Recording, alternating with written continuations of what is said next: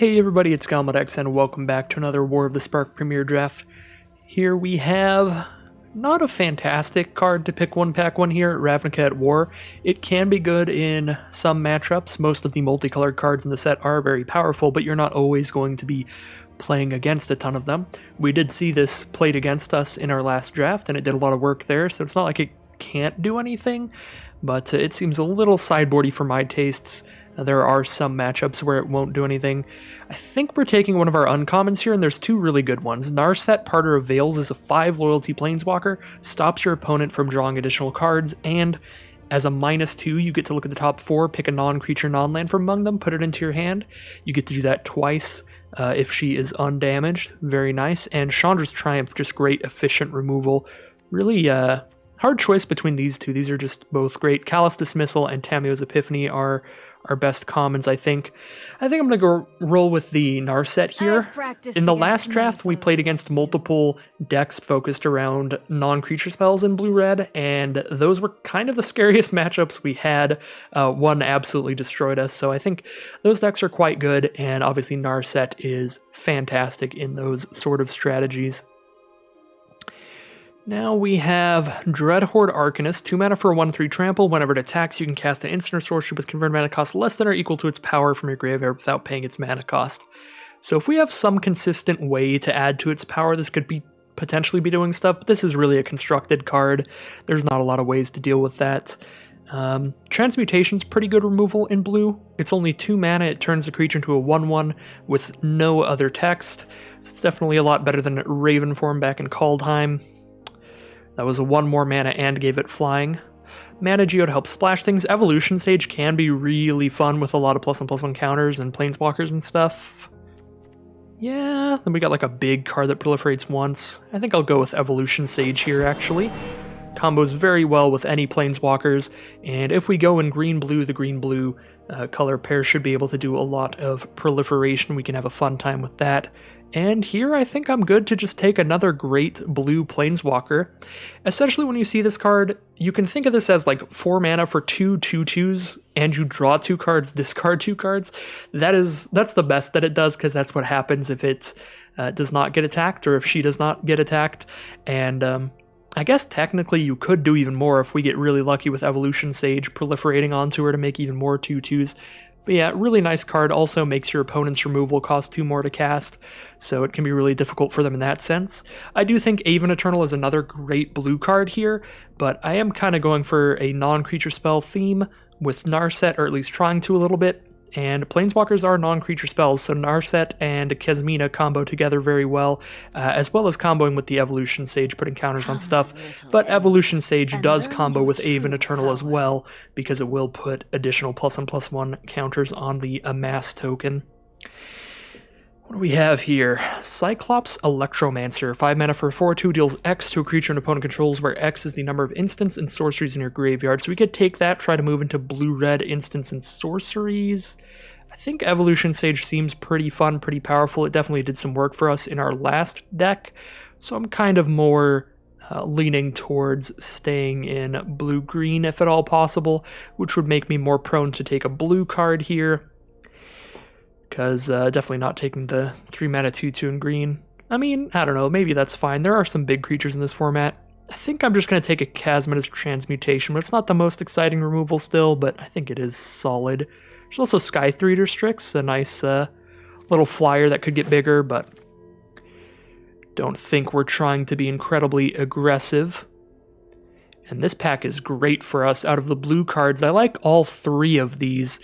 I think the number 1 is going to have to be between Lazotep Plating and Tamiyo's Epiphany.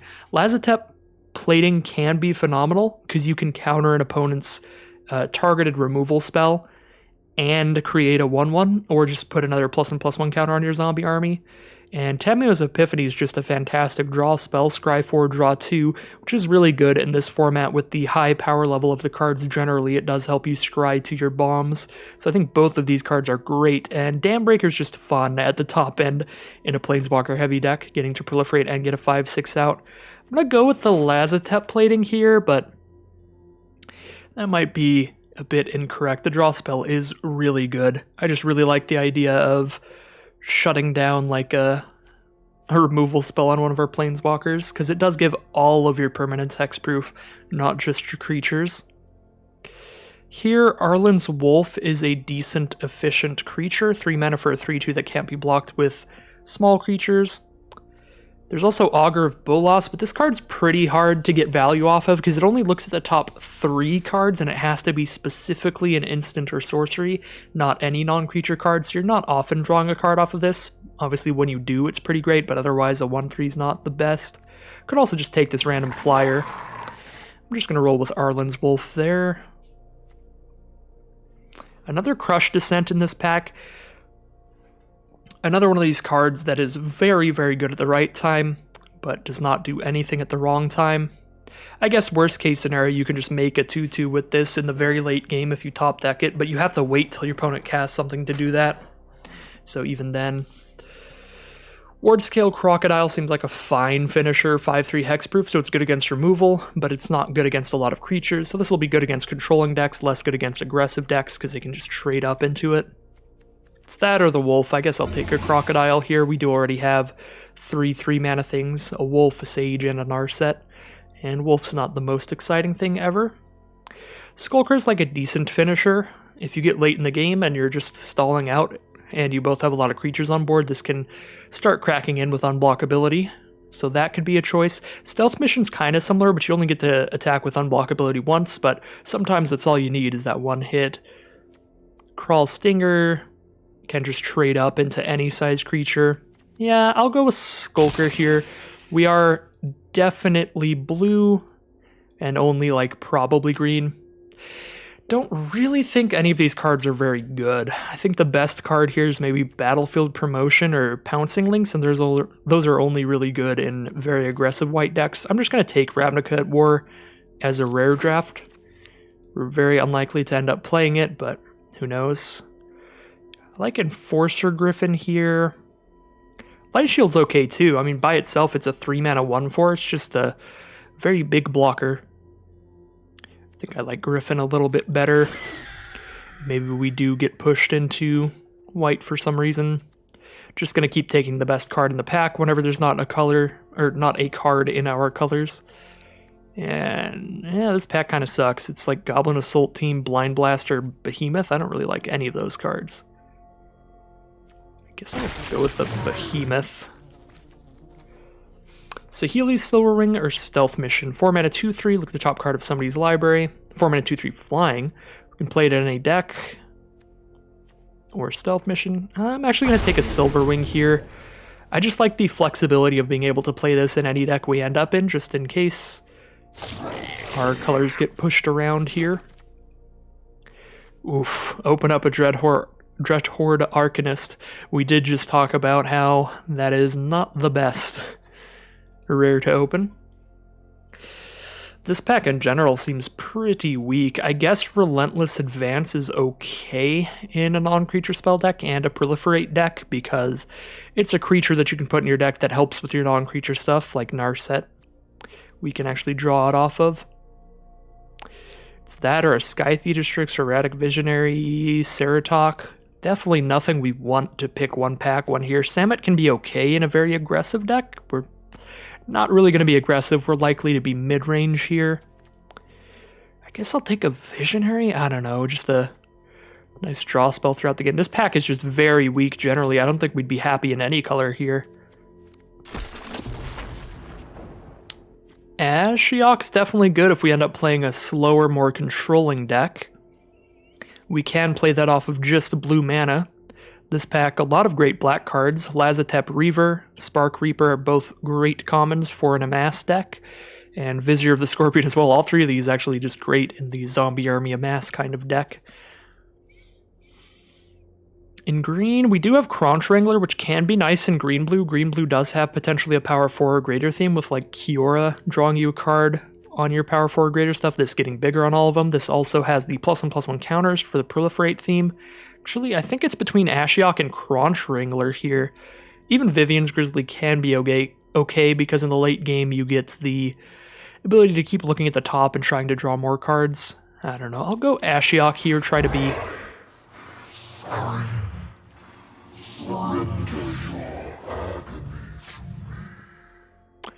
Try to be more controlling here. Just gonna let Ashiok do what Ashiok does. Alright, so Aven Eternal, just a very solid blue common creature. 3 mana for a 2/2 flyer, and you amass 1. It's 3 power and toughness for 3 mana. 2 of it has flying. Pretty great card. Kronch Wrangler, although, would be fun if we end up with the power 4 or greater theme. Green-black is open here. We got a Leyline Prowler and a Storev, Defcar, and Lich. This requires double black, so we're definitely farther from casting that. However, Leyline Prowler is a mana dork, so it helps us fix our mana. And it's kind of awkward to have mana fixing cards in your splash color, so I don't think we'll end up splashing black here, but maybe we can move into green-black and splash blue. I don't know. The blue cards in here just aren't that great, and there's nothing in green unless we take a green-black card. Double black is a really hard sell for us right now, but a 4-mana 5/4 is quite solid. I'm actually just going to take a Leyline Prowler here for if we do end up in black. And yeah, black is looking pretty open. However, Aven Eternal is definitely the best creature in this pack. If Aven Eternal weren't in here, I think we'd take a Vraska's Finisher pretty easily. Just a great black creature because it can finish off your opponent's planeswalkers or their creatures. Augur of Bolas. I do not think I have enough instants and sorceries for Augur. You just need so many to ever get it to trigger. We have 1 right now. Yeah, this is not going to be an Augur of Bolas deck, unfortunately. We can go ahead and take a Tamio's Epiphany, though. We did pass up on one of these earlier, and it is a very powerful draw spell.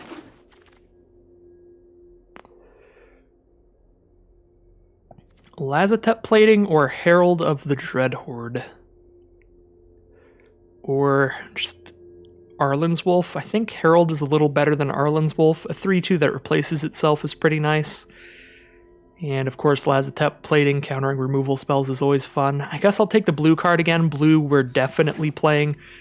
And we have a little bit of leeway to change what our second color might be. So Totally Lost or Skytheater Strix.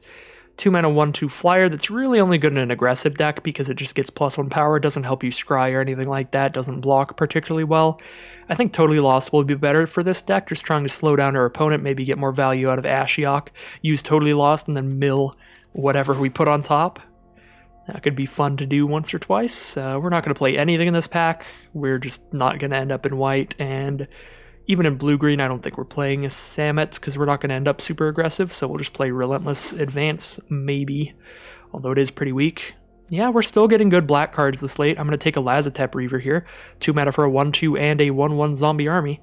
Just efficient power and toughness for its mana cost. Spread amongst 2 creatures, so it's good in a sacrifice deck. It's good in a slower deck to have 2 blockers out. Just a good card in general. Yeah, this pack is not good. Guess I'll just keep taking more random black cards so we could end up just blue-black if that is how push comes to shove here. Oh my god. Alright, we've opened up the best card in the set to open because this goes into literally any deck you draft and it does a fantastic job in it every time.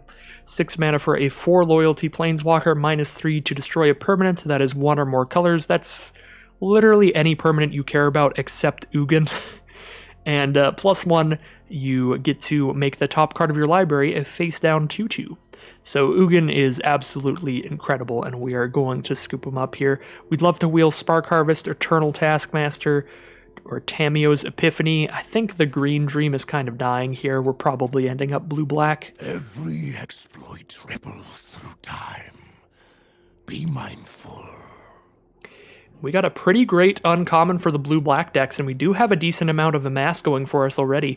Gleaming Overseer, 3 mana for a 1/4, gives all of your zombie tokens Hexproof and Menace, and amasses 1, giving you that 1/1 zombie army, or putting a counter on your current zombie army. So fantastic card. Out of here, we'd love to wheel Tamio's Epiphany or Spark Reaper, I think are the next best cards, followed by maybe Dambreaker would be fun in this deck, because we do have multiple creatures. We have zombie tokens to amass onto, and then stuff like Liliana's Triumph. This just isn't that great in this format because amass is a major mechanic, so there's a lot of just random tokens running around and stuff, so it doesn't often get a lot of value. What do we have now? Let's take a look at this deck, because we are in pack 3. This is where the deck is made or broken here. So if we take out green, we're down to 20 cards, and this is what our deck looks like. I think we can definitely do that. The big debate here is if I take a Paradise Druid and still try to stay green and just have some cards that help splash and stuff. I don't think that's going to happen. I think I take Aid the Fallen or Contentious Plan here. Aid the Fallen would be good at getting Planeswalkers back, so Narset, Ashiok, Ugin to cast them again, and a creature. If we can get both back, Aid the Fallen's going to be good. That might wheel more than Contentious Plan would, though, and Contentious Plan is a fun draw spell, draw a card, and proliferate. So I think either of those would be good. We would love to see a late Aid the Fallen, because I think this deck could make pretty good use of like one of them. Now we have Dread Malkin, good at sacrificing stuff, so good at sacrificing 1/1 zombie armies, and Planeswalkers once they can't do anything anymore, like a Narset once she's used her minus ability too much, or a Kasmina at the same reason. Yeah, Dread Malkin's pretty good in that scenario. Sorin's Thirst is fine removal, kind of a restrictive mana cost for only 2 damage, and No Escape is a good counter spell. However, it is a counter spell, so you have to hold the mana up, so it's a little bit of a hard sell. I guess we really don't have much removal right now, so maybe we should have pushed for that Sorin's Thirst a little more.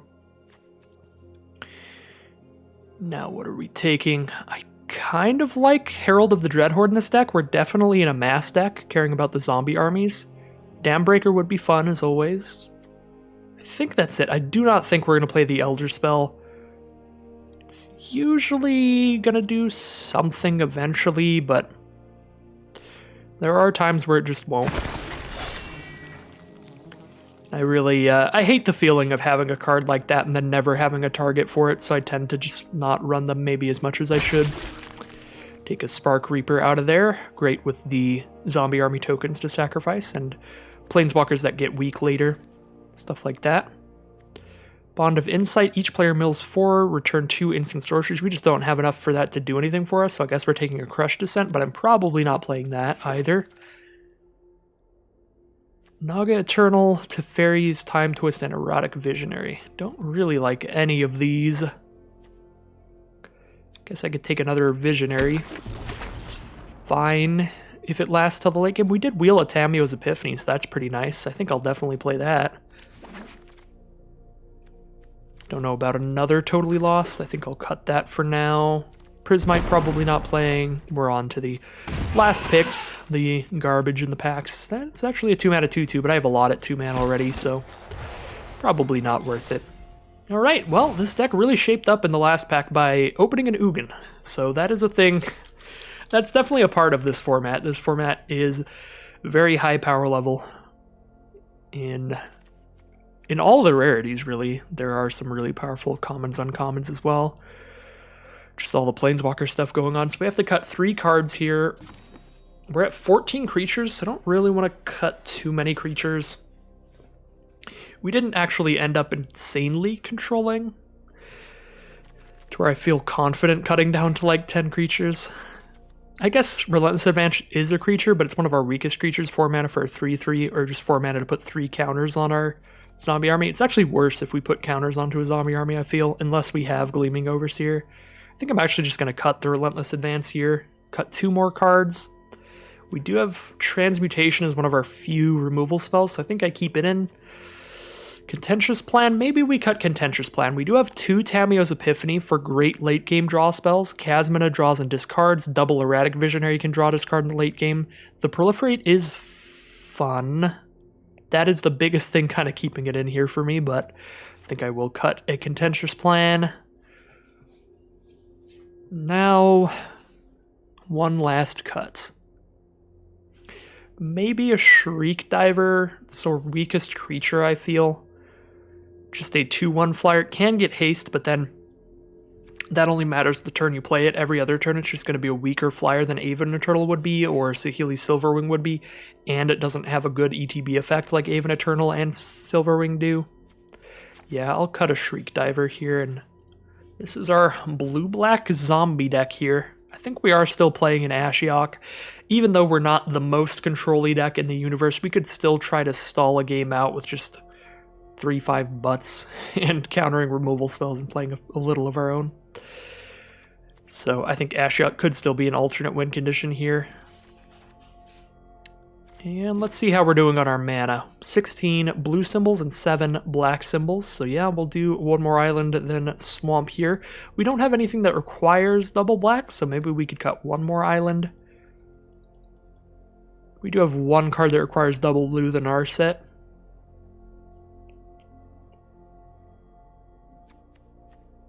I'll just keep a 9-8 split here. See how well the Dimir zombie deck ends up going. Definitely not where I thought we'd end up at the start of this draft. I was thinking, when I first picked Narset, and on a couple of the other picks, I was thinking, ooh, blue-red spells would be a fun place to go. Then we started seeing some good green cards, and then it was like maybe blue-green proliferate. And then all that dried up too, so we just ended up in blue-black zombies. And we'll keep this. Definitely some powerful cards once we hit our 4th land. We did draw the 4th land. We just gotta wait till turn 4 to start doing all this great stuff. Opponents on blue-white thus far. And a Guild Globe to start it off, so they can sacrifice that for 2 mana of any color.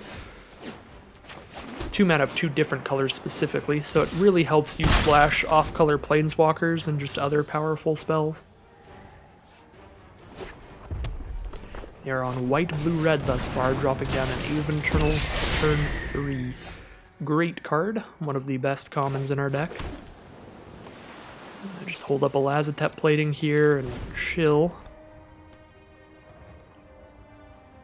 Probably ending up playing Saheeli Silverwing before anything else on turn 4, just to get some blockers for this kind of stuff. Don't think I want to trade my Dreadmalkin for that. Could have traded my zombie army for that, but I guess I probably should have done that just to try to slow them down. Trusted Pegasus is the play, which can give flying to an attacking creature, so they just give flying to the zombie army. Yeah, we're definitely playing a Silverwing. Get to see what they're drawing. They're drawing another Trusted Pegasus. Alright, white-blue flyers is definitely their deck. Because they have Trusted Pegasus out, this Dreadmalkin's not going to be able to block anything, so we might as well get in for 1 damage with our Menace.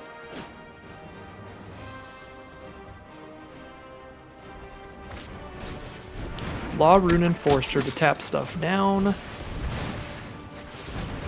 And another Trusted Pegasus to give the whole field flying when they want it.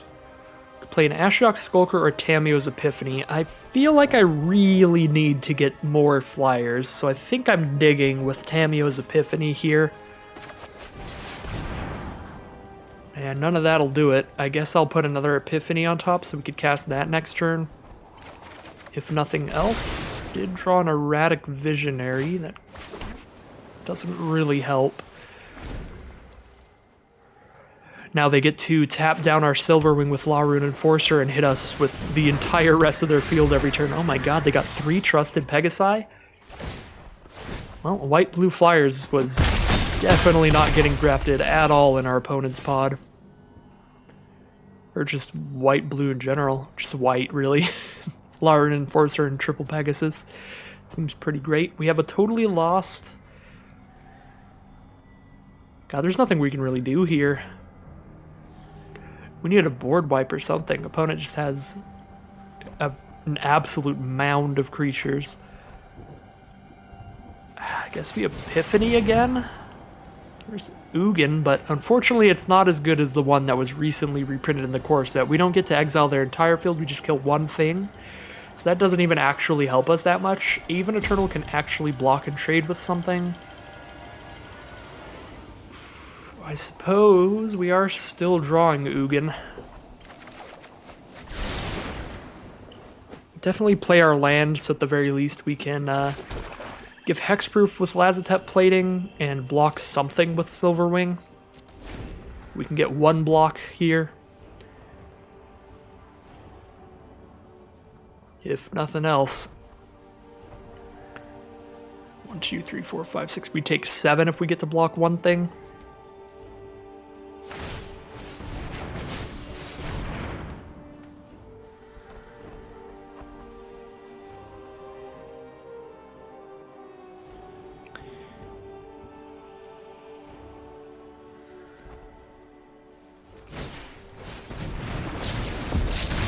Okay, well, yeah, we're just dead then. That's exact lethal.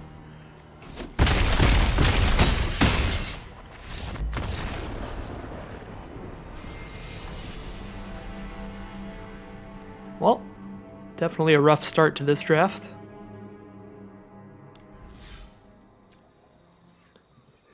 We just don't have a very fast deck, and we stumbled a bit that game just having the powerful 4-mana cards in the opener.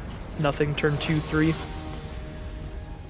And then we played against a deck that had like 0 creatures we could actually block, even if we had a good hand. It would be a lot of stuff like Lazotep Reavers and the 1/4s for 3, stuff like that.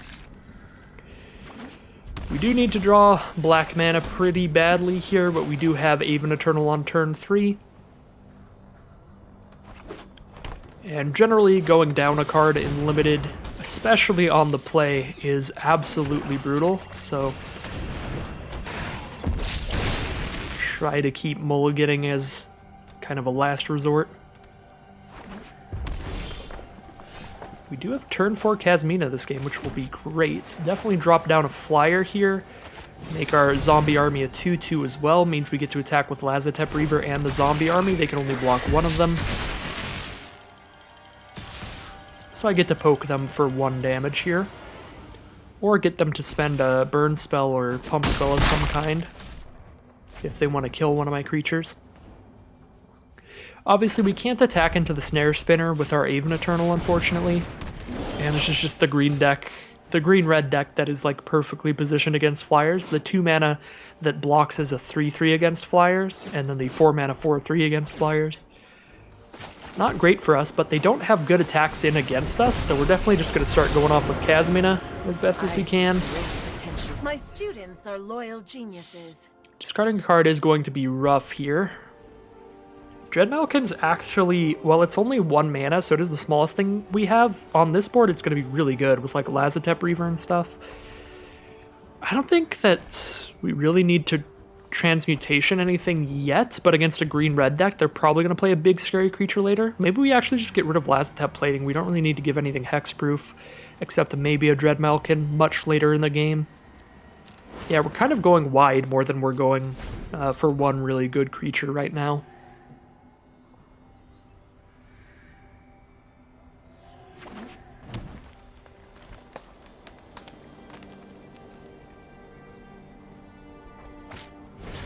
Another Snare Spinner. This deck is very well positioned against our Aven Eternals. Go ahead and draw discard again here and get another 2/2. Focus on what matters. Herald of the Dreadhorde, pretty solid. This is definitely a game where Ashiok Skulker is looking great because we are going to have a massively dumb board that is difficult to block this game. Am I actually just discarding a Lazotep Reaver here? I guess I am.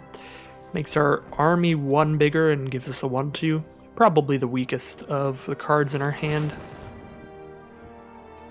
And we're actually just casting a Herald right now. In red-green, I do not believe there are any board wipe effects, but it has been a long time since I played this format. I have only done that last draft. One of my cats is trying to bust open the door to my room. Just heard a strange sound. That was a cat clawing at a door, and then a bunch of meows. That is what made me realize what the sound was. Alright. Invading Manticore is not really that bad. We have so many creatures, we can definitely make a profitable block out of this. So I think we have time to just Tamio's Epiphany and keep setting stuff up. We definitely need to draw 1 land for the Skulker to try to win.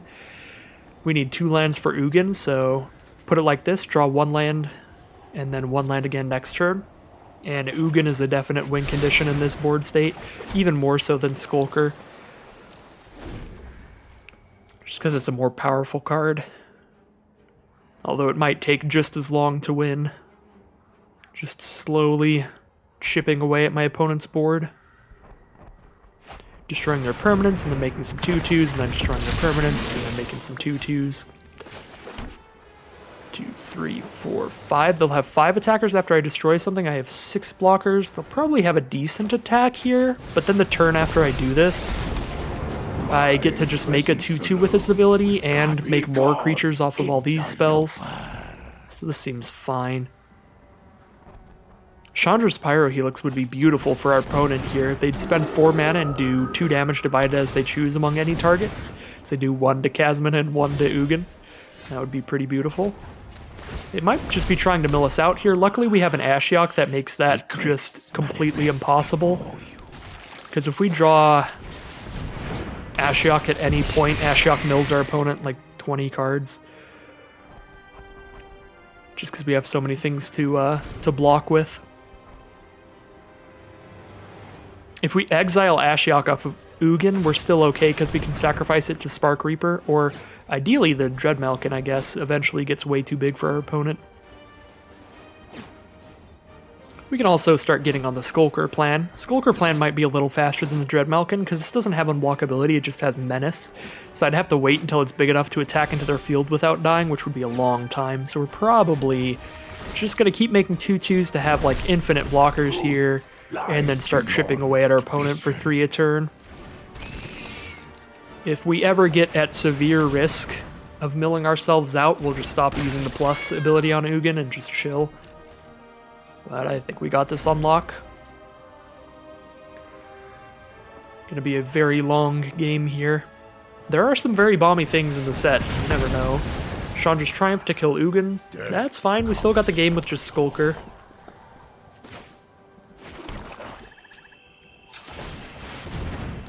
We have the 3 mana even to start using the Dreadmalkin's ability. Don't remember how much Proliferate I still have in this deck. I'm going to look it up real quick.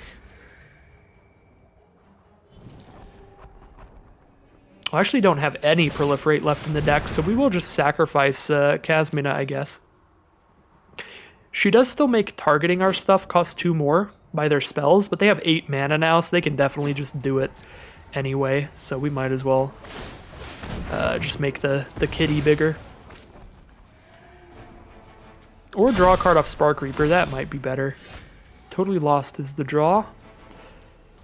7 mana. 1 mana away from making 2 Skulkers unblockable every turn, but doesn't really seem necessary right now. We can just replace this Skulker whenever it dies. For now, our opponent is definitely on a clock. I have not done the math on how fast that clock is. I guess it's 5 more turns after this.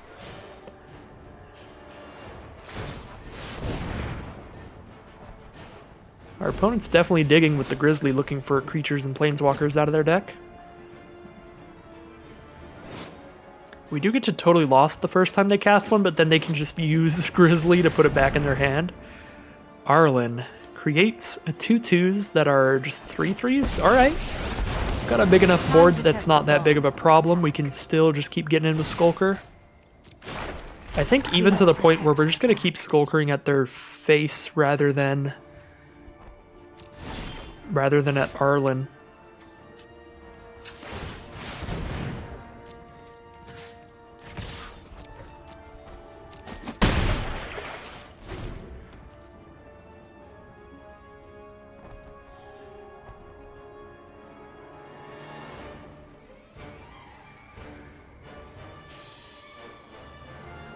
If I sacrifice one of these 2/2s, I get a land into my hand, so I do have 8 mana after that. So I could cast a 4 mana spell like Silverwing and give unblockability. And I also draw a card, gain a life. So if they attack in a way where I have to chump block, I think I'm going to chump block with one of our swamps. So we can get it in our hand. Another Planeswalker. This one just puts +1/+1 counters on things, so that's not that bad. This is your hunt now. I mean, their board is getting to high enough powers where they could find a spot where they can attack in, but the board state's so large that it's going to take a lot of math to figure out when that is, especially with all of the activated abilities on cards, like Dreadmalkin and Spark Reaper, kind of messing the math up a bit. And a Tameo from our opponent as well. Can return I would like to ask cards from their grave to their hand. You have experienced. It's actually really good with the Cyclops. Oh, they're going to choose the Manticore. Okay. No tale should be Cyclops does discarded. what? I guess Cyclops only does 2 right now, so that's not that great. Oh, they're just going for it. Okay. I can make this a 5/5, so I can kill Turret Ogre without losing a creature. If I chump block like there, sacrifice that to the Dreadmalkin. I need to do 6 damage there, so I block with 1, 2, 3, 4, 5, 6, 7. They only kill 2 of these, so they kill a 2/2 and a 3/2 rather than a 3/3 and a 3/2, and I get to keep a 5/5 after this. I think those are our best blocks. We sacrifice a 2/2 now. Or I'm sorry, the swamp 2/2 now.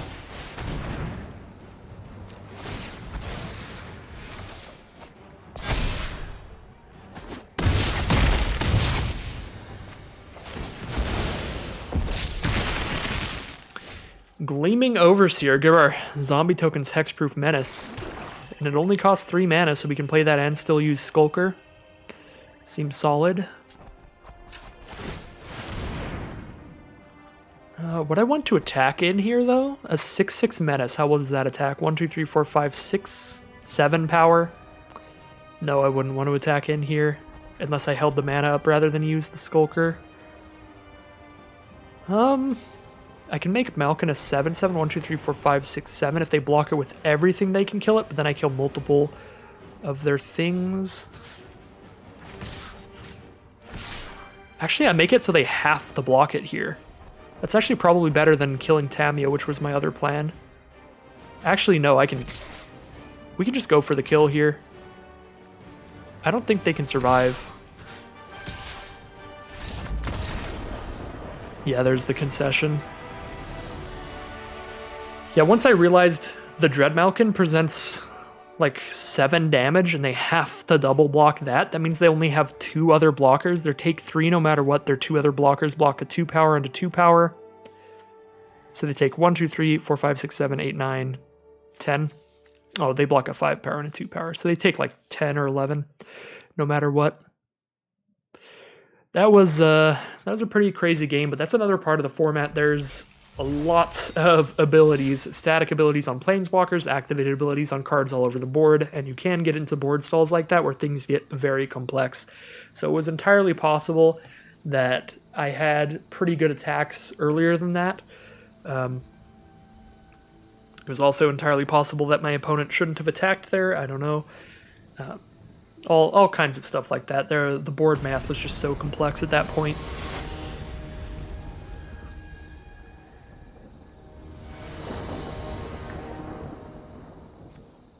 Alright, well, another hand with no black mana. We're going to keep it. Turn 2 Visionary, turn 3 Aven Eternal. If we hit the late game and still don't draw black mana, we can start using the Visionary to try to draw into it.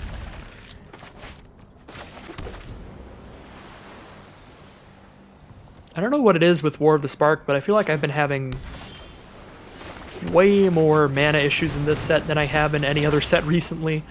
Definitely more than Call Time, but I guess Call Time has tons of non-basics. So yeah, I guess there's that. Call Time and Zendikar are the most recent draft formats, and both of those sets have tons of mana-fixing type stuff.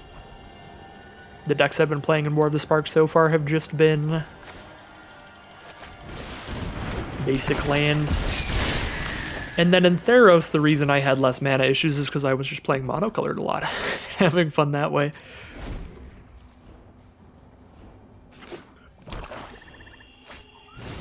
We are playing the mirror match here. Ooh, Lazotep Plating coming up is going to be nice. They can't afford a non-creature spell here, so we'll just attack with an Aven Eternal. I could cast Lazotep Plating and hold up Erratic Visionary's ability, or I can just play a Gleaming Overseer. I don't expect like removal here for Aven Eternal, so I think I will just play an Overseer. Make our zombie army a 2/2. Definitely wasn't going to attack in with it, that I'm trading a 2/2 Hexproof Menace for a 1/2 flyer. Seems like a trade down to me right now.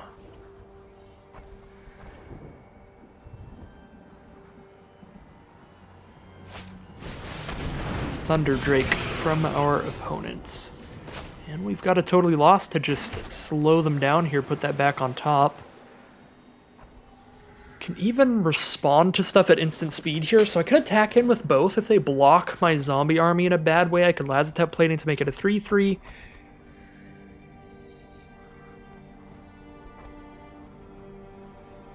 I guess if they just block my Aven Eternal with their Thunder Drake and then my zombie army with the other two, that could blow up in my face.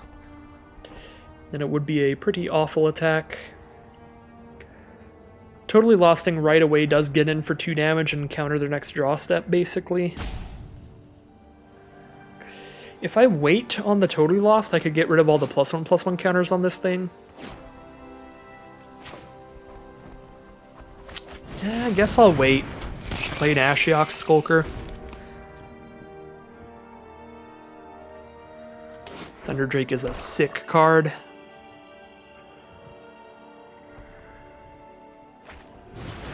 I actually misread that. It's whenever they cast their second spell, not on any non-creature spell. We can turn into a 1/1 with no abilities now, though, and then just keep attacking in with our flyer.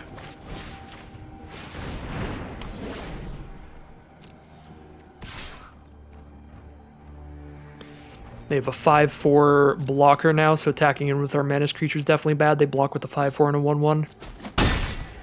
I get to kill a 1/1 and lose my zombie army. If I get 1 more mana, I can start attacking with Ashiok Skulker and still holding up Lazatep Plating, which could be good. Ashiok Dream Render. They're going to start milling us here. Well, that is very good in this matchup, because we are both slow decks. I guess I could just counter one of the abilities with Lazatep Plating. That seems generally probably not worth it. Just let them mill 4 here.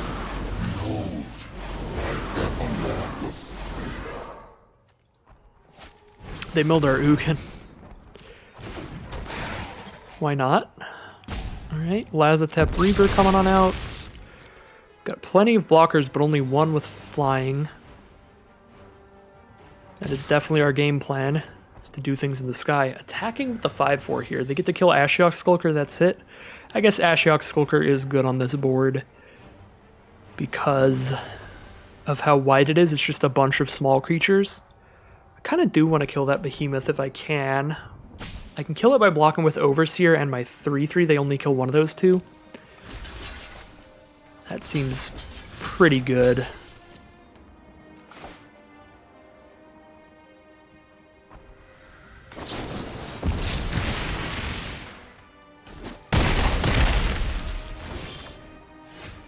Draw into a Narset to draw more cards here. If I do that, I don't get to use Ashiok Skulker here. They just have a bunch of 1-power creatures, so they don't attack in well.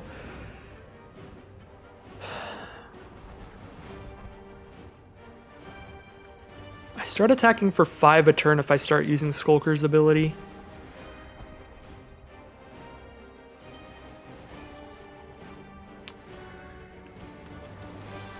They do have 1 chump block against the 2 damage, so it takes 2, 3, 4. It takes more than 4 turns to get them, because 1 turn they block. So they take 5, go to 11, take 5, go to 6, take 5, go to 1. I guess it does just take 4 turns depending on when they block. Tying up our mana into Skulker is so rough here.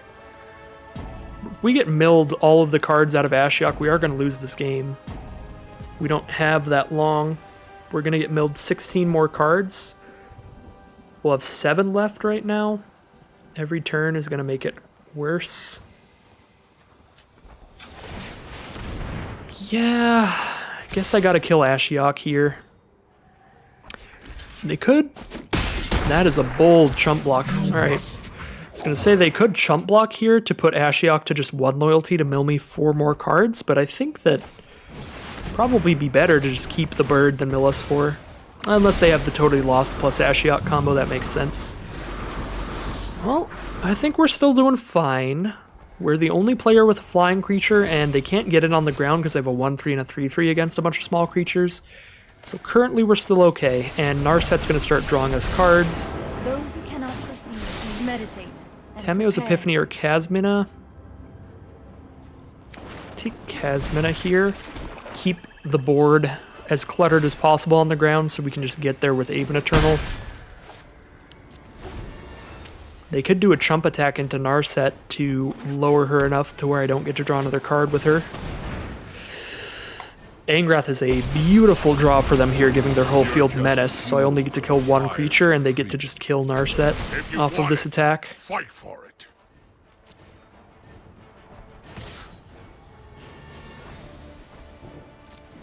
That is very strange to me, because if they just attacked with everybody, I'd still have to just block the zombie army and then Narset just dies. Or I guess I could just not block and Narset dies. Maybe they aren't as scared of Narset as I'm giving them credit for, or giving Narset credit for.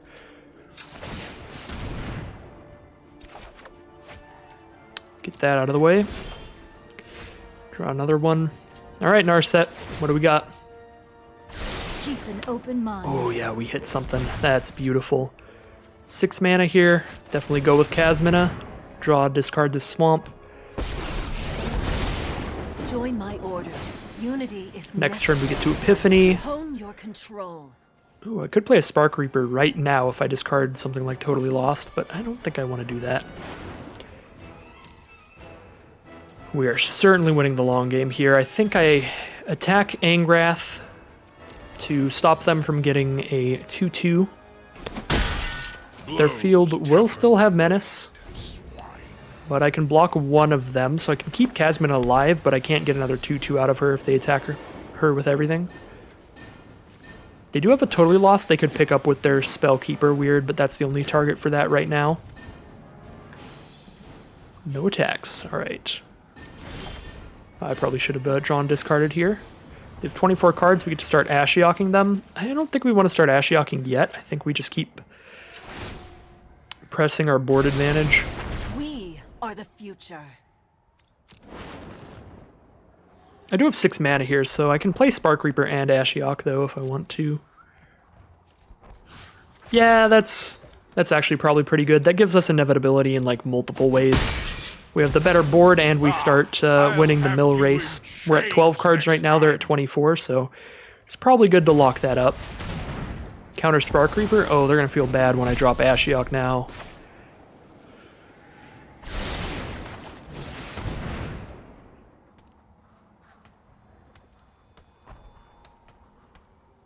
I would be pretty salty.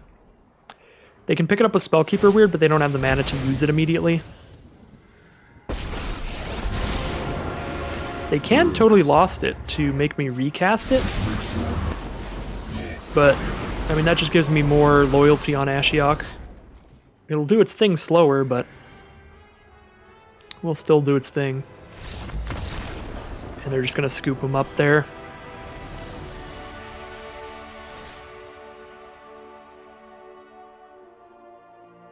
So we are at 2 wins and 1 loss with the blue-black zombies. Dimir zombies, pretty classic kind of strategy. Actually kind of pumped for zombies in Innistrad. The Innistrad sets coming at the end of this year are Innistrad vampires and Innistrad werewolves, I believe. What about the zombies? Where's the zombie left? There will certainly be blue-black tribal zombies in those sets.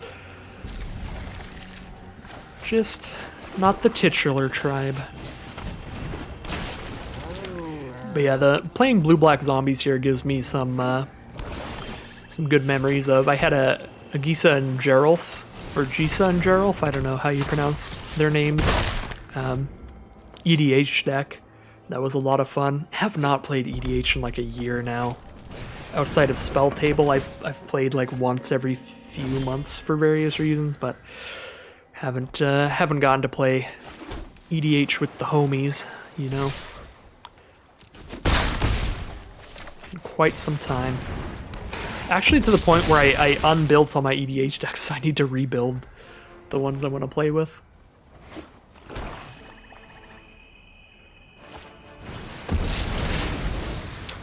Bleeding Edge to kill our Dread Malkin. It is really good on our current board, so yeah, that is definitely fair. 1 mana away from Skulker, so I think we'll play Reaver. We get to attack with our 2/2 into their 2/2, see if they want to trade, and if they don't, then poke them for some damage. The trade has happened.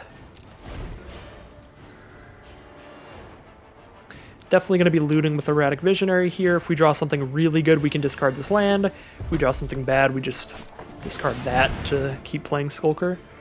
Neheb, a 5/4 trample. When it damages us, they discard any number of cards to draw that many cards and get mana. Wow, that is very powerful. If that hits us, they get to loot away whatever their worst cards are, so we really don't want to deal with that.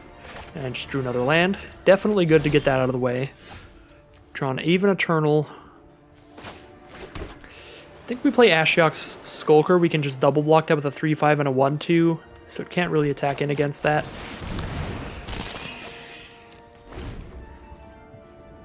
If they have removal to back it up, it can. But hopefully that's not a thing. Black, red, green from our opponent. Alright, well, now they 100% have some form of combat trick. I'm trying to think of what the combat tricks in this set are. And I can't really think of any. There's like Samet Sprint is +2/+1, Scry 1, Giant Growth is +3/+3. At +3/+3, this would be an 8/7. 1, 2, 3, 4, 5, 6. Alright, this is going to be really bad if they have Giant Growth. Yeah, I think we still just go for it. I don't think we can really let them just start using that ability every turn.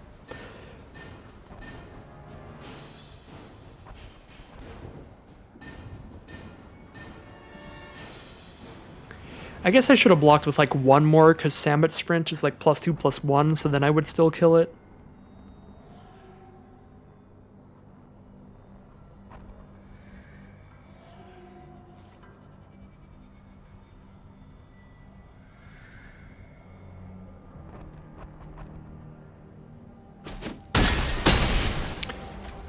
Okay. Looks like we are just trading. They are definitely killing Ashiok's Skulker with a Vraska's Finisher or something here. I don't know why on earth they would kill Reaver otherwise. What? They wanted us to keep Ashiok's Skulker. For some reason. They chose to do all the damage to the Reaver. They killed our 1/2 instead of the 3/5. I'm trying to figure out what on earth they have. I don't know. I'm not going to attack with Skulker here because I think it's better to get the Aven Eternal out and draw a card here off of Visionary. Then we can start attacking with Eternal. We don't have to spend any mana into that to give that unblockable. It just naturally has flying. Sorin's Thirst on the Aven Eternal. Maybe they were going to Sorin's Thirst the Skulker and then they thought, we should probably just play a 4/4. I don't know. Even then, you could just kill the Skulker first.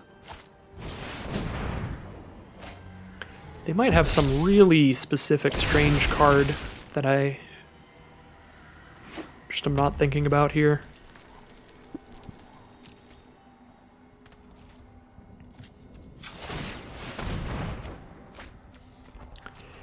Definitely want to get that out of the way. Herald of the Dreadhorde. Can't afford to play this and loot with Visionary, but I think it's probably still good to play this. Just a solid creature. Hold on to our land. Still kind of have the board locked up a bit with a bunch of annoying ground creatures. Chain Whip Cyclops can eventually start doing that. Got to get rid of a Toll of the Invasion for a swamp, so that was nice. Not even for a swamp, they just don't get to discard it if it is a land card. Iron Bully coming on out, putting a counter on the Chain Whip Cyclops to make it a 5/5. This is an easy block here. They kill Visionary and... kill Reaver and my 1/1, or they kill Skulker. Or I could just let them kill Herald. Skulker or Herald. If they kill Herald, I just get a 3/3 now, and then my board is much better. Yeah, they just kill Skulker here. Kasmina's Transmutation. So, Herald does die to just the 2/2 army. It's not a great attacker for that reason. I think I'm going to go ahead and draw discard right now in case I draw a cheap creature, like an Aven Eternal. Spark Reaper as well, but that doesn't affect combat. Aven Eternal would, because then my army would be a 2/2. I'd attack in with that. Probably do still attack with Herald. If it does trade for the 2/2, I turn my zombie army into a 3/3, which gets to get in. If they only have like one more good creature, because if they only have one more good creature, I'll just throw a Kasmina's Transmutation onto it and start getting in with these 3/3s and 2/3s. Kind of pitiful creatures to be attacking with, but that's just what our deck is. Our zombies are not large, but in large numbers, we can amass a great army. So we can make the total power toughness on their field 2, so that we can actually get in with stuff. They could double block to kill Reaver. So they actually trade something. I guess I'll kill Tidebearer Giant just in case they have some kind of naturalize in their deck. I could even sacrifice the Reaver to just draw a card instead. Is it better to kill their 1/1 or draw one card?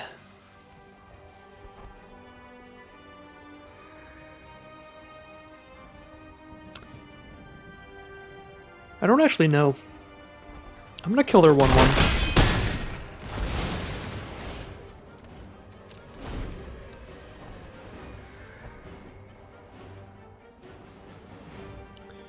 Definitely one of those really high-level questions there. Is it better to kill that 1/1 creature, or is it better to just draw one more card if our Reaver's gonna die anyway? Storev over here. Definitely gonna draw discard trying to hit like Ugin now. Hello there. Draw land. Ooh. Ooh.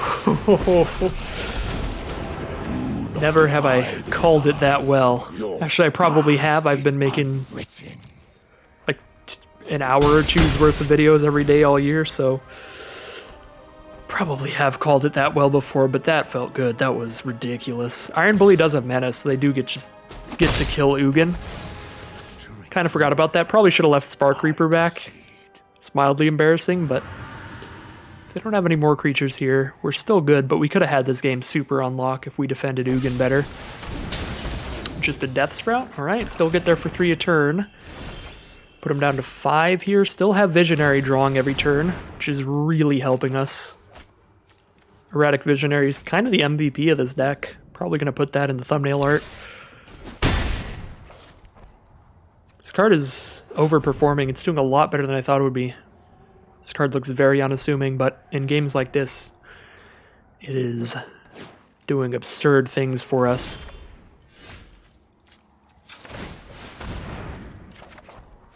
Ooh, Kasmina?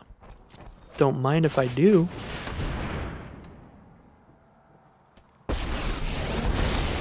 Impress me, and I may offer my guidance. My students Drawn to are Narset. loyal and brilliant. Really living the dream here. Any game we can get into where we can make the game long is just a game where we're living the dream, really. The kind of stuff our deck has.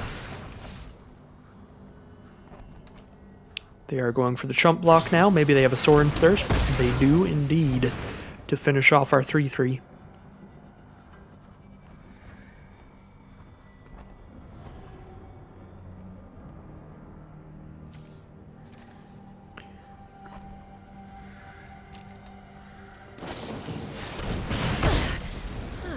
You surprised Pyrohelix me. Kasmina so that we don't get another 2/2 and we don't draw another card.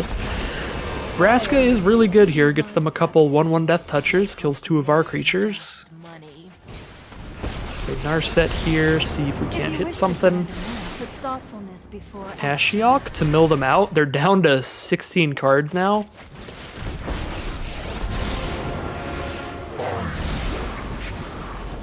Only takes 4 spins of Ashiok's ability to just mill their entire deck. So now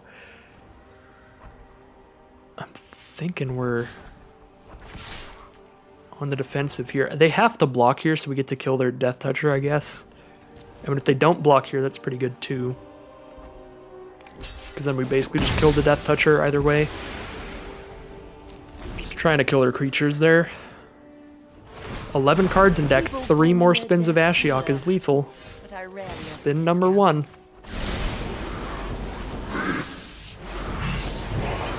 Definitely blocking with Visionary and then spinning the wheel with it.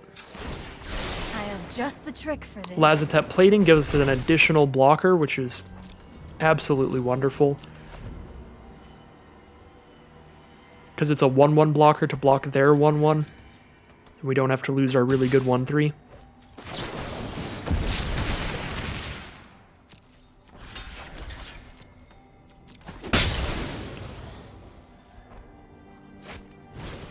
Grim Initiate from our opponent, just the 1/1. Erratic Visionary is going to block that all day. They're at 6 cards in library, and they're going to scoop them up. Ashiok absolutely winning us the game at the end there. Ashiok wasn't necessary if we didn't misplay, though. If we held our Spark Reaper back to block and defend Ugin, Ugin would have just won the game. But luckily for us, Erratic Visionary allowed us to sift through so many cards to just find another win condition like Ashiok.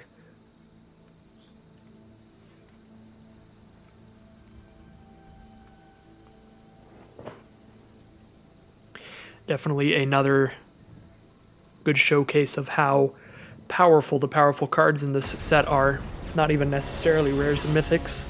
Even uncommons like Ashiok, Narset, and Kazmina can work together as fantastic planeswalkers.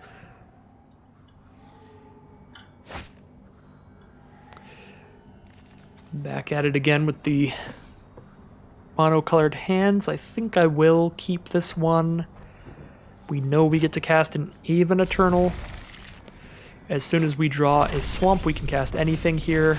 Narset's a fantastic draw.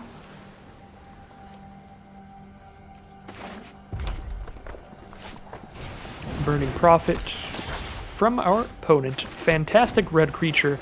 In the non-creature based decks, this can really just scry to the point where you're always getting gas.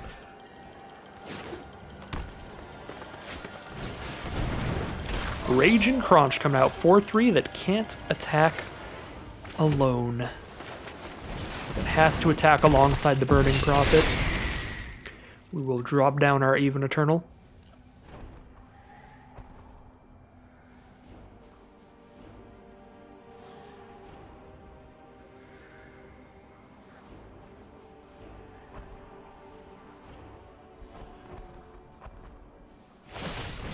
Band together to kill the Even Eternal, buffs the Prophet as well. I can't do anything but chump block here, so I probably just take 6. Pretty brutal. And they get to scry 1. They liked what was on top, which does scare me. Did draw a black mana, so now I can cast 2 spells if I cast Even Eternal and Dreadmalkin, or Narset and Dreadmalkin. Gleaming Overseer is nice, though. A 1/4 blocker, and it turns the army into a 2/2 hexproof. I think I am just wanting to spread out more creatures, though.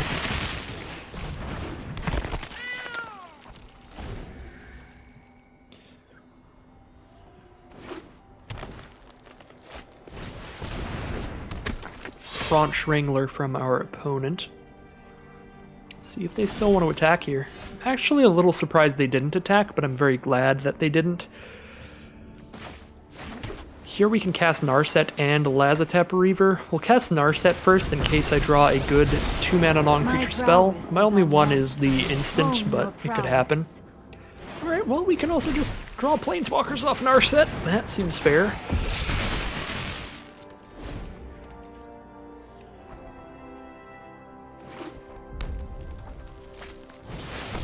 Alright, that must be what they scried to the top, I was wondering.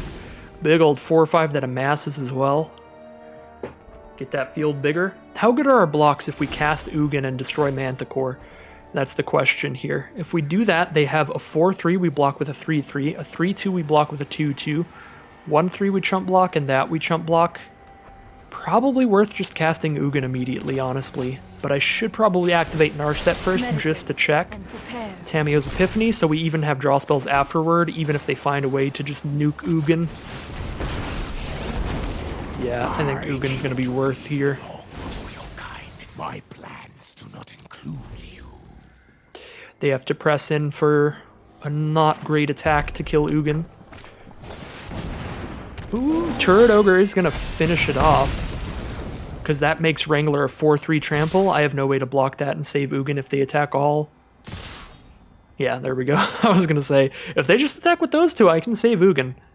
Now I can't. But I can turn this into a profitable thing for me. Since I know Ugin's gonna die, we just don't care about stopping damage for Ugin. We just make the best trades we can. Which I think is to kill the Trampler. Because that can get bigger later, especially because they have the Proliferate land there, the Karn's Bastion. Probably just kill everything they have with counters. Probably block like that to kill that. And then I can block there just to stop that damage, but there's no reason because... Oh, it's Ugin. I guess I can kill Burning Prophet without losing a creature by blocking with these two, but then Zombie Army gets to get bigger with their Proliferate land. That doesn't seem great to me. I think I am just killing the creatures that can get bigger by proliferating. That seems like what's important to me.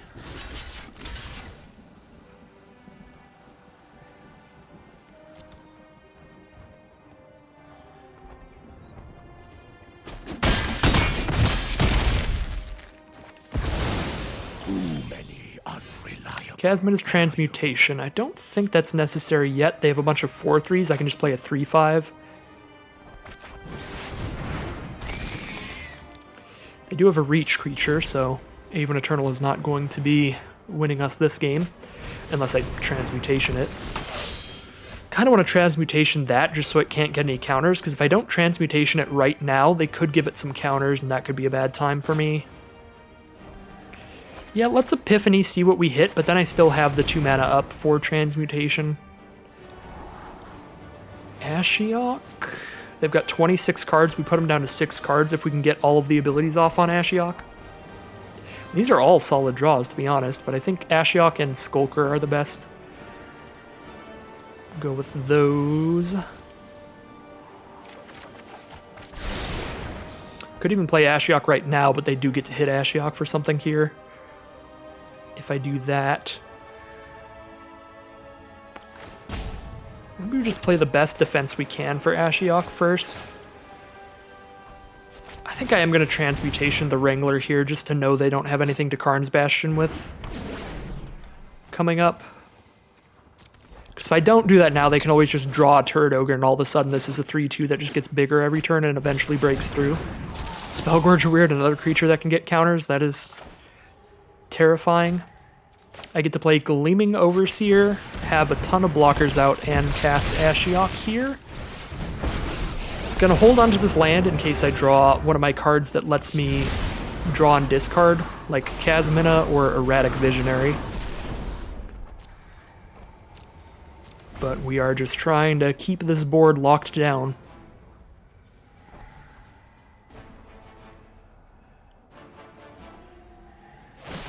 Long enough for my opponent to mill out. Wow, that was a beautiful draw for them. Removal spell for my biggest creature so they can get an attack in on Ashiok. That'll do it.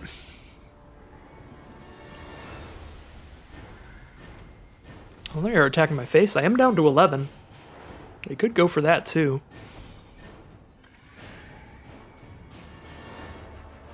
Spellgorger Weird. We're definitely killing Spellgorger Weird. If we can kill Spellgorger Weird and survive, I think we have to do that because of Karn's Bastion. So, like, we only lose one of these and we kill that. We kill that. Block there, go down to 8. Oh, we take 8, so we go down to 3.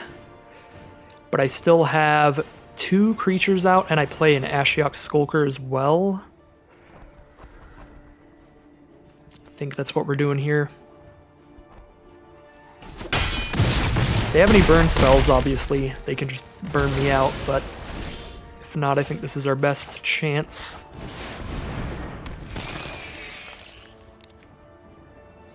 So we block there, chump there, kill one.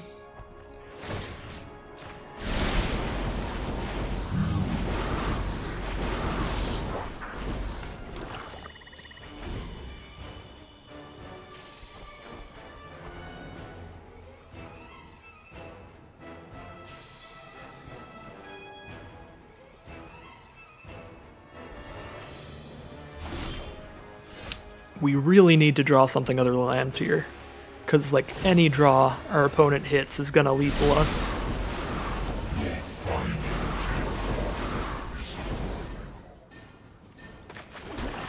We are reaching the time where I am going to start yelling at my deck. Now is not the time for lands. I am stressed. Opponent hit lands too. Oh my god, deck, what are you doing?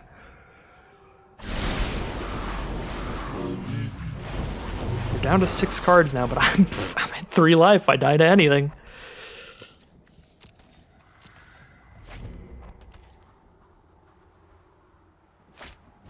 Oh, sweet Jesus. Oh god. That makes one of their things a 4 toughness creature that's actually really big here. Because they can't just single block it with Skulker to kill it. It's also got 5 power, so it kills a Skulker without dying. So if they attack and I have to double block, lose Skulker here. Then I have 2 blockers left. I kill it, I have 2 blockers left. Block, block, take 1, but they'll be at 1 card in library, so if I don't die on the next attack, I win.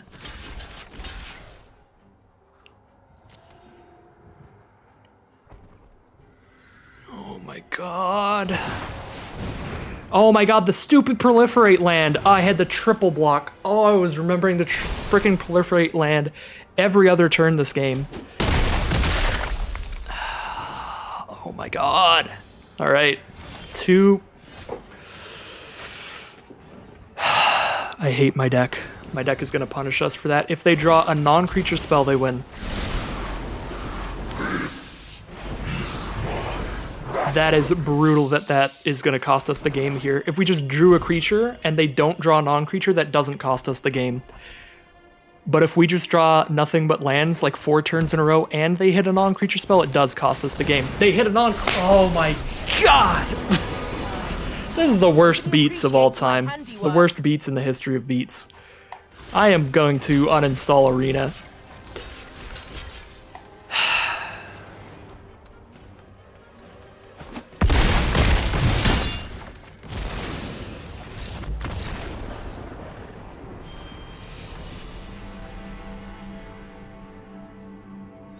Well,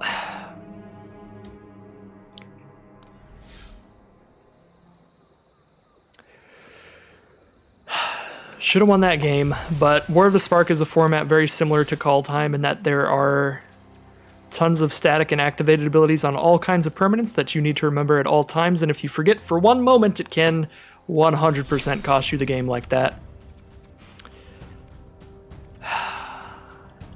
That is so brutal. So brutal. Because we lost in every sense of the word there.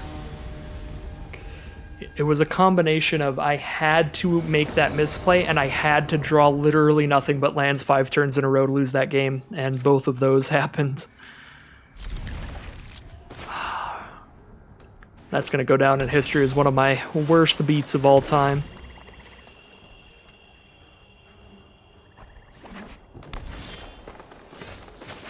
Well, definitely don't want to draw Ashiok this early. Ashiok's more of a finisher than a cardboard dumping out turn 3. But still a powerful hand. Ashiok and Ugin available.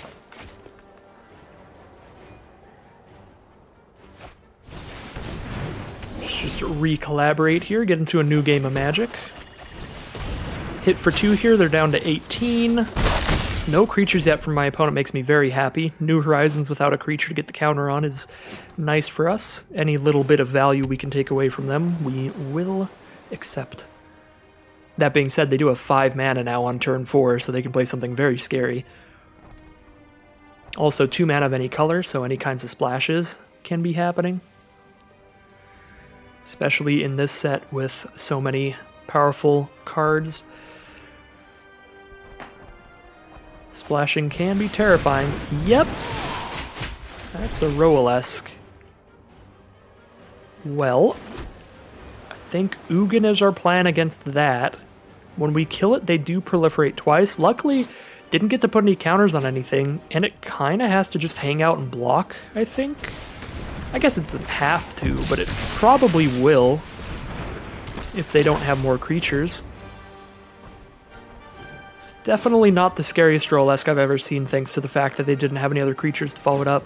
Our opponent's hand would have been beautiful if they drew a 2-mana creature, so I definitely feel bad for them, because they kept a good hand and could have gotten really rewarded with just any 2-drop creature, just a Pollen Bright Druid. Play it as a 2-2, make it a 3-3 with New Horizons, make it a 5-5 with Roalesque. All of a sudden that Pollen Bright Druid really matters.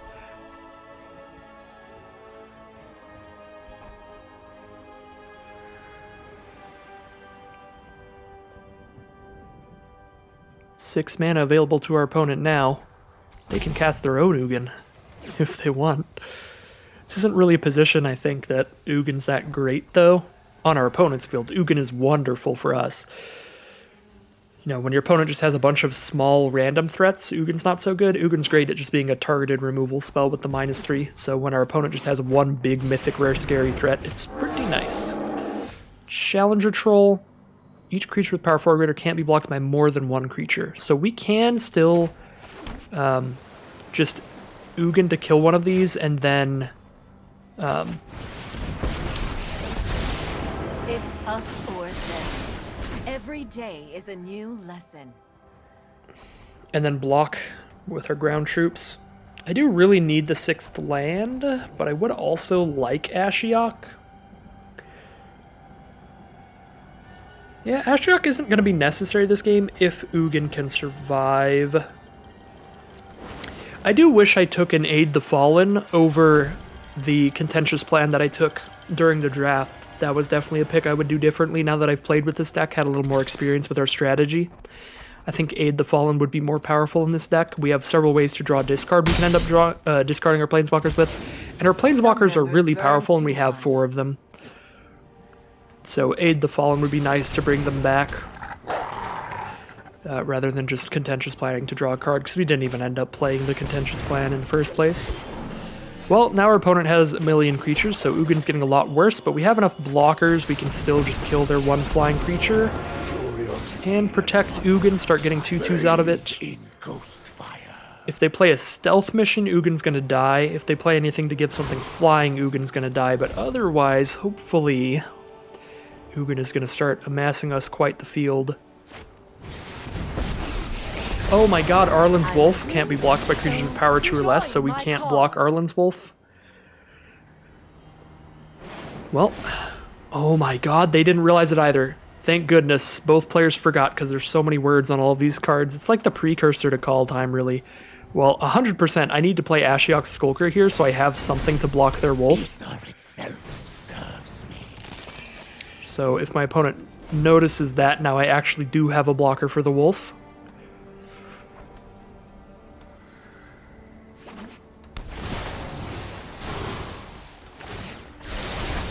Hone your control.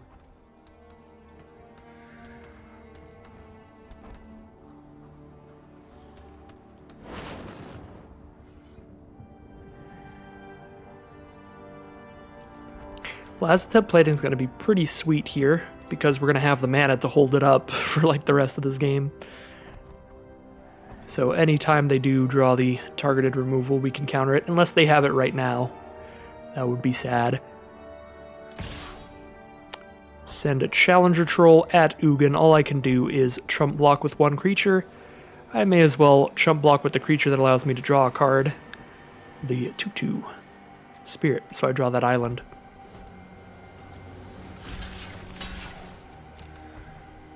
Challenger Troll, of course, cannot be double blocked, so I can't block that in any way to kill it.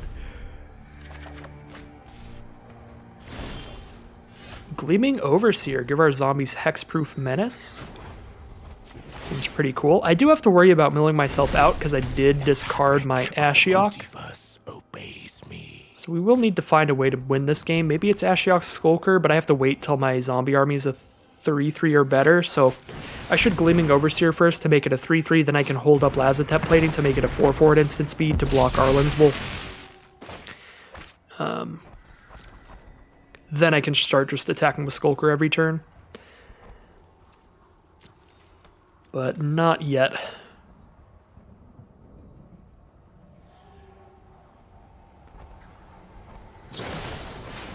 Band Together. That's an instant as well? Wow, that card's sick. Definitely gonna Lazatep Plating here. Just counter it.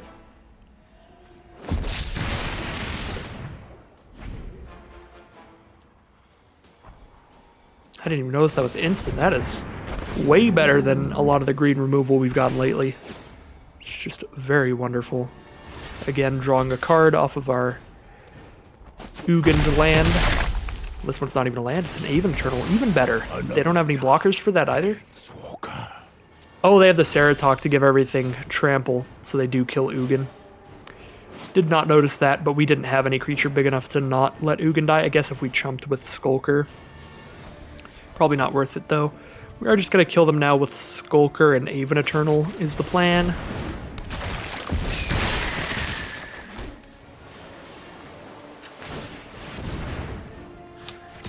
Get rid of Kasmina first, so if they get any Proliferate shenanigans, they can't do anything. Which they do have Evolution Sage for Proliferate shenanigans, so if they hit a land, they could do it. So it is very likely Kasmina would be spitting out a 2-2 there. I can trade with Challenger Troll with my 5-5 here. My 5-5 is a 5-5 Hexproof Menace, which is generally better. I kind of think I want to just take 6 here. Like, later on I can just start blocking with a single Reaver and sacrificing it to gain a life draw card off Spark Reaper. Ooh, if they just don't attack, that is fine by me. I am playing these lands because I have tons of activated abilities on the field I want to use, like Spark Reaper and Erratic Visionaries. Send in with the unblockable creatures, start hitting for 5 a turn. They're on a 4-turn clock. Unless they have another Band Together, well, that's brutal.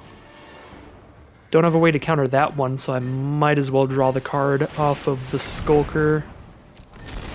Do still hit them for 2 a turn at least, and I have more flyers in this deck. More Aven Eternals specifically. Oops, my bad. I have an Aven Eternal and a Saheeli's Silverwing we want to draw, and I do have another Ashiok's Skulker as well. This is none of those, none of the above though, so I'm just going to draw a discard right now, in case I do hit something. Narset is something. See if I hit something off her. I train every day. Keep an open mind. 17 cards left. I definitely need to win before I mill myself, but... Do I take Tamiyo? I think I still take Tamiyo's Epiphany, even though it does get me closer to milling myself. It also gets me more flyers, potentially, to speed up my clock.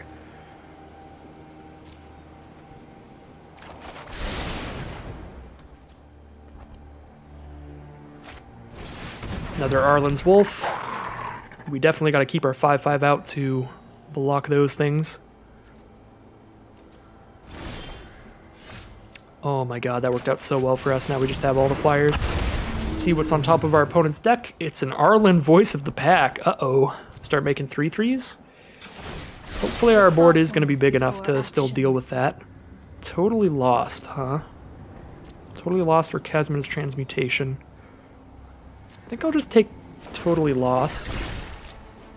We'll just use this to get rid of a flyer if they ever draw one. As it stands, the plan is super fine. Just kind of hang out still. I'm at a low enough number of cards. I actually kind of don't want to use Erratic Visionary anymore. I'm scared. Plus Tamiyo's Epiphany's drawing more cards.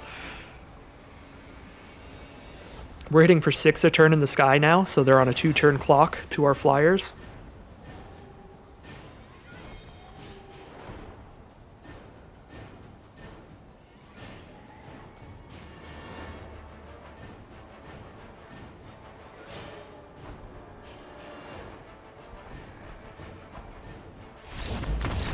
they're gonna scoop him up there. We are 4-2 now with the blue-black zombies.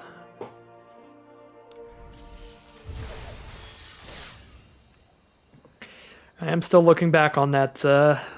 I'm trying really hard to stay in the moment and not let it affect my play and my decision making, but I am still looking back on that last round where I forgot about the Karn's Bastion's ability. All I had to do was triple block. I would still have only lost. I guess I could have... You know what? They could have still killed a 1-4 and a 1-2 and won that way, but I feel like they probably still would have killed the 3-5. I don't know. But yeah, that was brutal. I need another blue source here, but oh my god, this hand is incredible if I get one. I guess I don't have anything to defend my planeswalkers, so if I'm against an aggressive deck, this is an issue. This hand is really good against another control deck, though. Uh-oh. Uh-oh. Could have some issues here. We're gonna have some issues here. I do have the 4 mana for Tamiyo's Epiphany, though, and my opponent's not putting me under a crazy clock. They're just hitting me for 1 a turn right now. That is always subject to change. We'll see. Yeah. Even the turtle coming out is pretty bad. Erratic Visionary blocks pretty well on the ground. Kasmina spits out a 2-2, which can block the 1-1, but they can attack with the Aven Eternal and the Dreadmalkin and kill her. So 4 mana, we make a 2-2, draw 1 card, discard 1 card. I think we play Tamiyo's Epiphany. I do want these creatures. Definitely an Aven Eternal and probably Overseer to block ground things, but I also want the land to get closer to Ugin, so I think we do like this. Just keep all of those.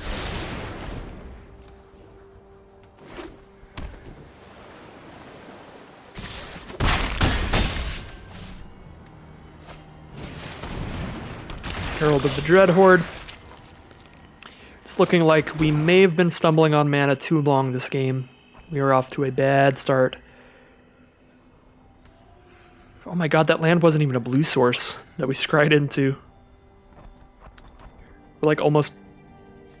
Like with the scry added, we're like 15 cards in or something. With 1 blue. I only get to play 1 spell this turn, so I gotta make it whatever counts the most. I think it's Aven Eternal, honestly, to be able to kill their flyer. Trade with their 1-1 zombie army.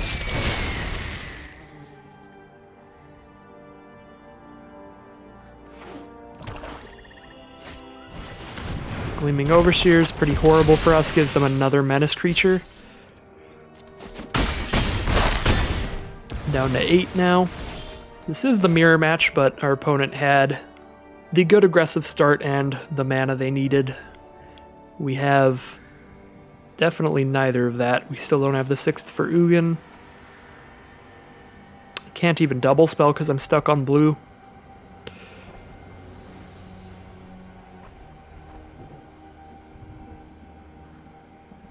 Do I play Overseer here? Because everything's on the ground now. They still have menace creatures, which is a big issue. Yeah, Overseer is my best blocker. I just don't have time to sit here in Tamiyo's Epiphany again, unfortunately.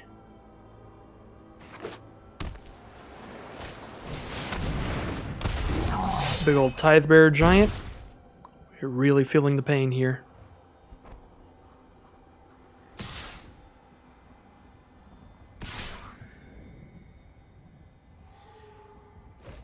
Definitely trading our 2/2 zombies. Make it so they have 1 less menace creature. Another blue spell. I can only cast 1 thing here.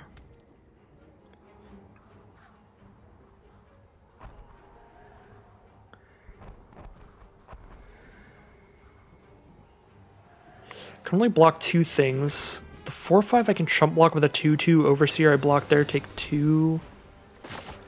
Guess maybe Kasmina takes some of the damage away and I get to draw 1 card off her.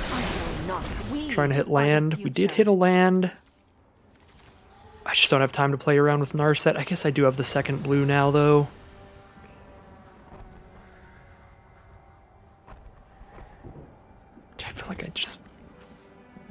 I draw 2 off Tamiyo's Epiphany as well. Yeah, I'm gonna get rid of Narset. Ooh, I can afford Chasmina's Transmutation here, make the 4/5 a 1/1. Yeah, that actually is pretty necessary. Otherwise, I am dead to a lot of stuff. Maybe we have to use that on Dreadmalkin, but I feel like I can totally lost on Dreadmalkin once it gets some counters. They have enough mana to sacrifice things to the Dreadmalkin twice, though. So they can actually, if they attack all here, I can't survive, now that I think of it. Yeah, no matter what I did... Oh. No matter what I did, they could have just attacked all to me, and I couldn't survive. Because if I use Transmutation on Dreadmalkin, if they attack all on me, I have 2 blockers. So I block the 4/5 and the 3/2. I guess I could survive with 2 health, but I lose like all my creatures. Or one of them. Here, though, I put myself at lethal, because they have 6 mana to sacrifice to Dreadmalkin.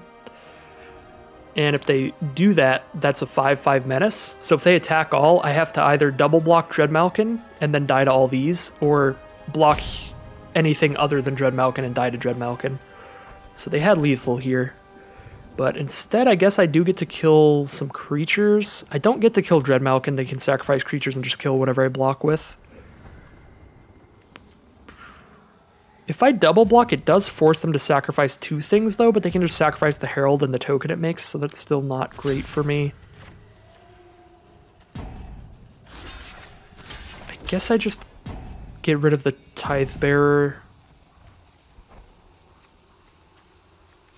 Can I make it so they have to bump the Dreadmalkin to kill it? I can make it so they have to sacrifice something to it to kill it, but then they just sacrifice the Tithe Bearer.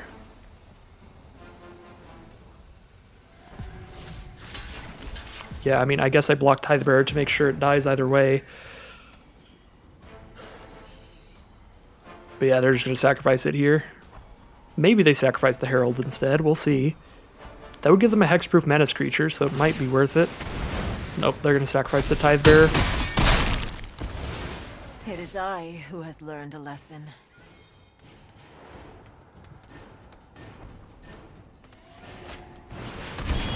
Finale of Revelation to draw 2, alright.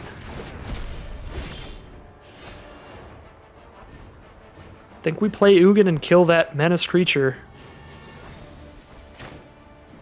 I have blockers for the rest of their field. I am ancient. Until they get a zombie army, and zombie armies don't have haste, so... Or destroy. God, I'm real stressed out. I'm going to take everything I can get here, so I think I'm going to hold on to this land, because maybe it'll matter for Visionary later if I can somehow hold off here. Somehow hold down the fort. Depends on what they drew, really. I honestly don't want to kill the Herald. Because if I kill the Herald, they have a 2/2 hexproof menace. Which is a problem. Oh, they just have that. They literally just have the Elder Spell. Okay. Well, Ugin's dead. I guess that was all attacking me, though. I do get to play a land and hold up Totally Lost. So I will do that rather than Epiphany here, I think.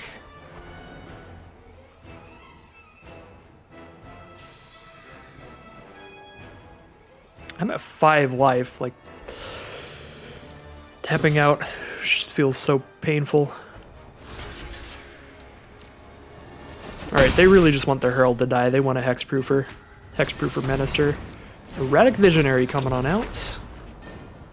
Well, mine is going to go first. I could counter one of their draw spells, make them recast Herald here by using Totally Lost.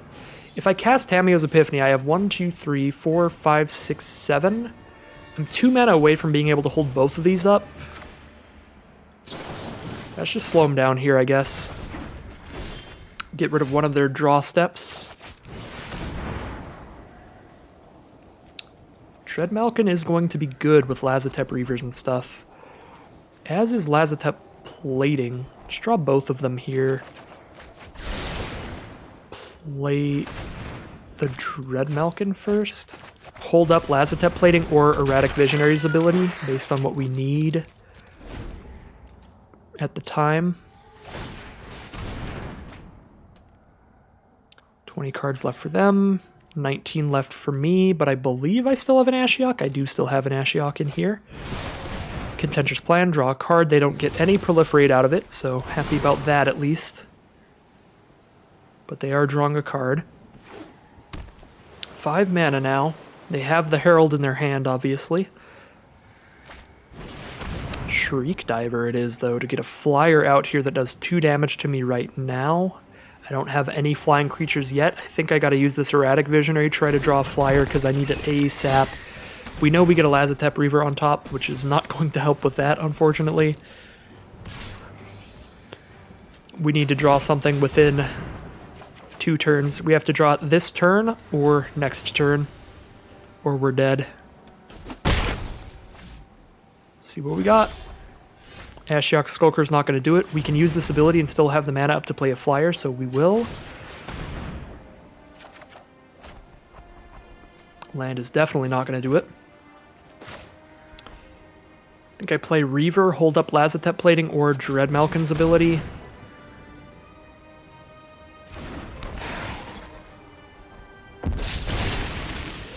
Maybe I even just use Dread Malkin's ability and actually attack this turn. Put a little bit of pressure on our opponent for if we do actually survive more than 1 turn here. Yeah, I guess so.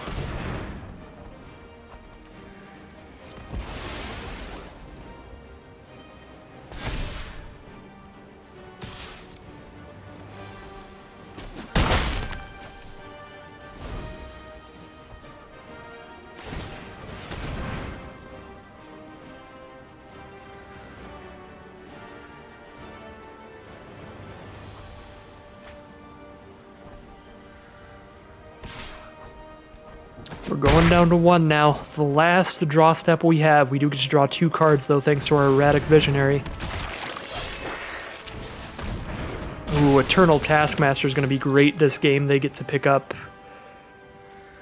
a Tithe. Oh, they get to pick up Aven Eternal? Yeah, we cannot win this game unless we draw a flyer right now and a flyer right afterwards. Because we get to... Oh my god, they get to send in with Taskmaster. We can kill it with our Dread Malkin on blocks, but they still get to return something with it at least once, which can be a flyer. They can even pick up the haste flyer. Good god. Alright, I need a flyer literally right now, and I need a flyer next turn. Land is 100% not going to do it, so that is unfortunately going to end this run with this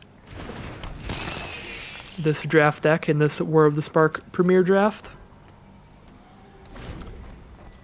Really sad day. We should have been 5-3 at least. We should not have lost that game against the Karn's Bastion deck. That was a rough misplay. Doing the triple block, even if they could have killed 2 of the creatures on the block, if they killed the weaker creatures,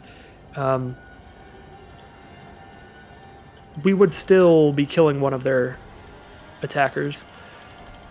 So I think we still would have won if we did the triple block, even knowing that they could have still killed 2 things.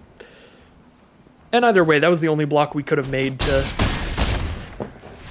give them the chance of misplaying as well.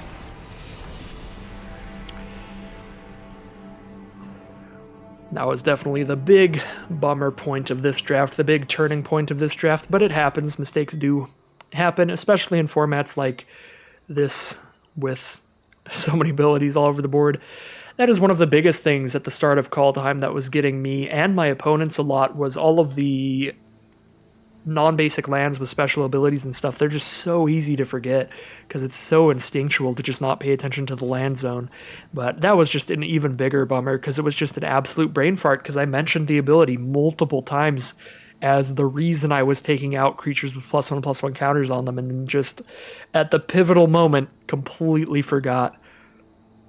So unfortunate way to end it, but we did get 4 wins and 3 losses, an above average record just mathematically, and we get 1,400 gems out of it, so we basically get all of our gems back. Does cost 1,500 gems to play, but if you own most of the set, you do get like 20 gems for each rare or mythic duplicate that you get. So if you say that every rare mythic is worth around 20 gems, then you get all of your value back on a 4-3 run. thanks to the booster packs that you win. So, that is going to end today's draft, but I will be back again very soon for more Magic Arena drafts and gameplay of any kind. I do need to play this Historic Artisan event. Not particularly interested in this format, but I may do a video of it. I'm definitely going to play it to get these card styles at the least. I don't know. Might just stick to the drafts. We'll see. And of course, I will be hopping between War of the Spark and Call Time whenever I feel like, whichever set out of those two.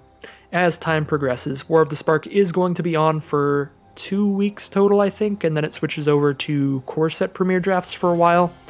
And then, of course, the launch of Strixhaven is coming at the middle of next month. Very excited about that. So, for now, lots of drafts sorting between War of the Spark and Call Time. I would like to thank you all again very much for watching, all of the support, likes, comments, and especially subscribes lately. We've been doing absolutely phenomenally towards the 1,000 subscribers by the end of the year goal. So thank you all very much for that.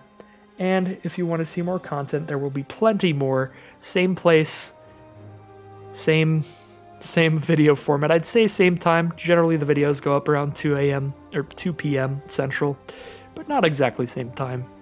But yeah, I'll see you again very soon for some more Magic Arena.